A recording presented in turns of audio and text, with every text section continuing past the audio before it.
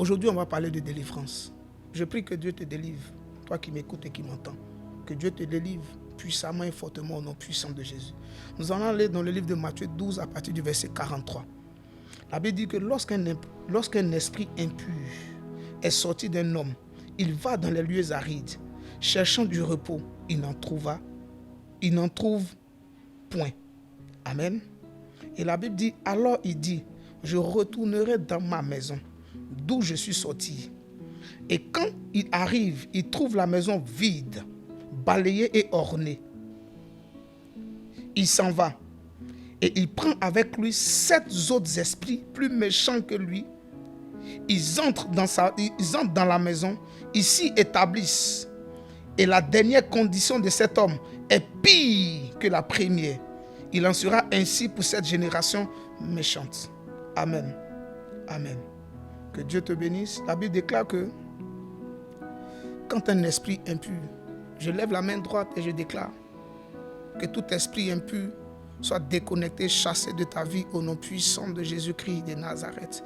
Pendant que tu me dis Amen, cet esprit impur te lâche et te libère au nom puissant de Jésus-Christ de Nazareth. Que cet esprit impur qui s'était établi dans ta vie, dans tes affaires, dans tes activités, te lâche et te libère au nom puissant de Jésus. Écoutez-moi.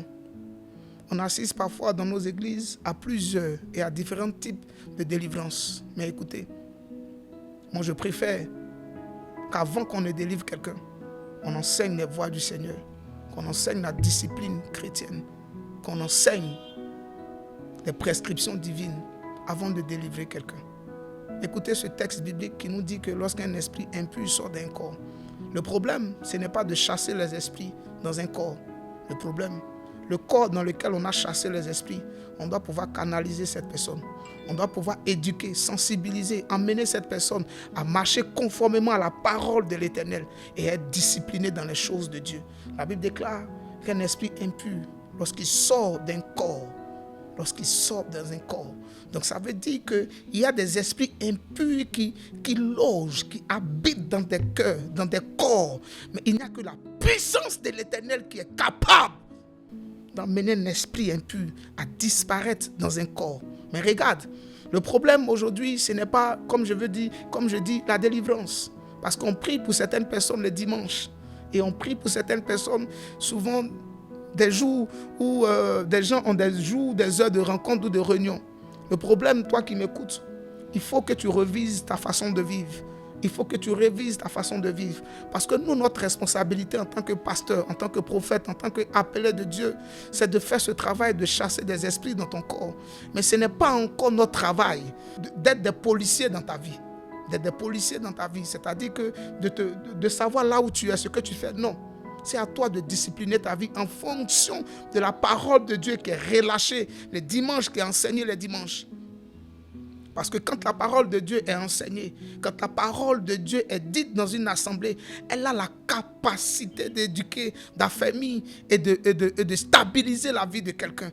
Quand cet esprit impur, il sort, il va dans les lieux arides. Écoute, les lieux arides sont faits pour les esprits impurs, mais ils n'aiment pas rester dans les lieux arides.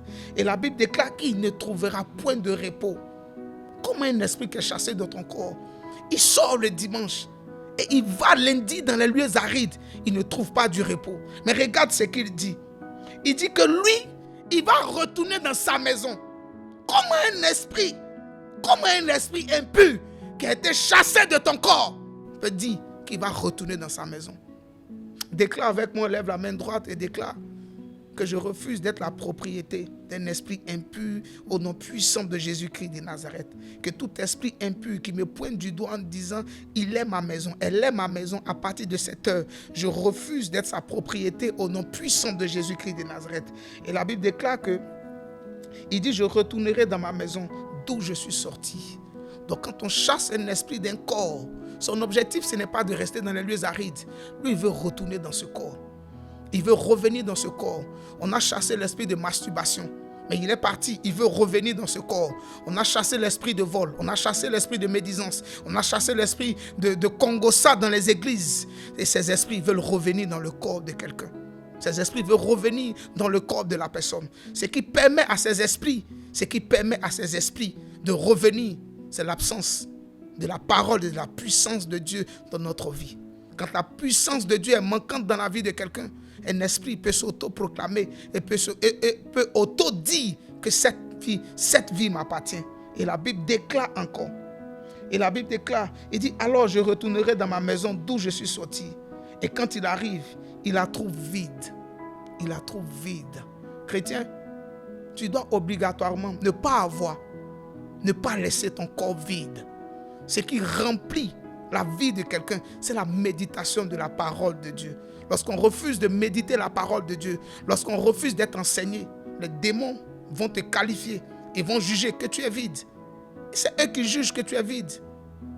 Il dit, lorsque cette maison sera vide, balayée et ornée. Balayée et ornée. Une maison vide qui est balayée et ornée, elle ne sert à rien. Tout comme une vie qui est balayée, ornée, mais qui est vide, elle ne sert à rien. Elle ne sert vraiment à rien. Elle ne sert vraiment à rien. Regardez, dans nos églises, on chasse des démons. Vous voyez dans nos églises les dimanches, il y a manifestation d'esprit. Mais les mêmes qui sont tombés, à l'instant même quand le culte finit, ils retourneront dans de sales besognes. À l'instant même, quand on aura fini de prier, ils retourneront dans de sales besognes. La femme qui trompe son mari, lorsqu'on aura prié pour elle, qu'on dira que l'Esprit de Dieu te délivre, cette personne retournera encore avec le mari d'autrui. Mais regarde, une telle attitude, un tel comportement emmène les esprits impurs à affectionner ta vie. À affectionner ta vie. Mais cette personne pour qui on a prié, tu verras plus tard que la vie de cette personne va devenir encore plus pire. Le problème, ce n'est pas l'église là où elle va. Le problème, c'est ce qu'elle fait après qu'elle soit quittée à l'église. Parce que regardez à l'église, pendant le culte, même si tu aimes ta femme, même si tu aimes ton mari, il y a des choses que tu ne peux pas faire, il y a des choses que tu ne peux pas dire. Il y a des gens qui viennent à l'église, on prie pour eux. Et des fois même on les met des fois sous jeûne. On dit non, reste ici, on va prier ensemble. Le pasteur s'investit dans la vie de cette personne. Mais cette personne a une double vie. Cette même personne qui chante à l'église le dimanche est la même personne qui chante encore dans les boîtes, dans les bars. Chaque samedi et dimanche, elle est à l'église. Tu ne fais du mal à personne. C'est ta vie que tu es en train de détruire. C'est ta vie et la vie de tes enfants que tu es en train de détruire. Parce que quand tu vas mourir, tu laisseras un héritage certainement à tes enfants. Abraham, en mourant, a laissé un héritage à Isaac. Mais toi, ayant une mauvaise vie, quel est l'héritage que tu vas laisser à tes enfants? Quel est l'héritage que tu vas laisser à tes enfants? Et la Bible déclare que cet esprit impur qui a été chassé, il dit, je vais revenir dans ma maison. Il va revenir dans sa maison.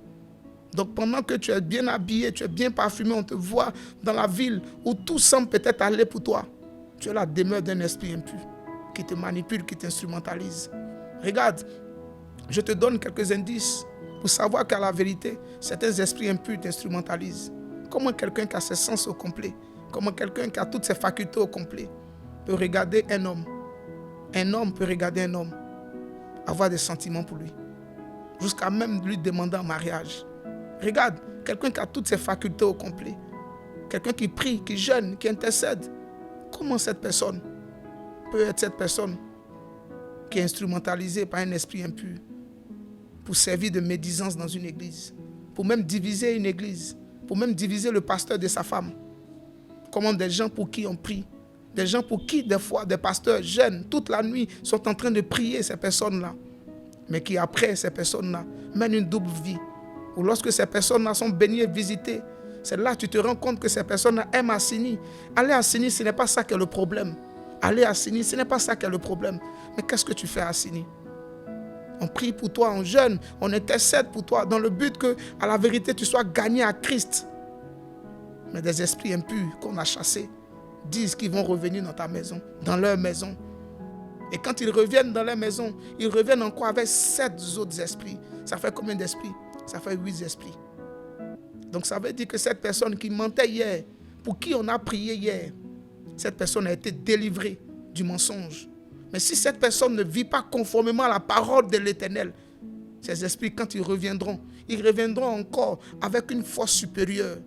Et cette personne qui mentait hier va commencer même à vouloir agresser, braquer des pasteurs. Cette personne même va commencer à voler la dîme, à voler les finances de l'église, à détourner les fidèles, à détourner certaines personnes en disant qu'on peut aller à l'église, on peut être jeune et vivre une vie de débauche.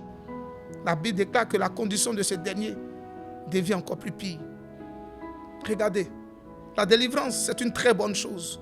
Mais toute délivrance qui n'est pas premièrement accentuée sur la parole de Dieu, toute délivrance, toute personne qu'on délivre, qui n'est pas éduquée, canalisée par la parole de Dieu, finira par retourner dans de sales besognes. Et quand tu retournes dans de sales besognes, ce n'est pas au pasteur que tu fais du tort. Ce n'est pas à la communauté, à l'église que tu fais du tort. Ce n'est même pas à Jésus que tu fais du tort.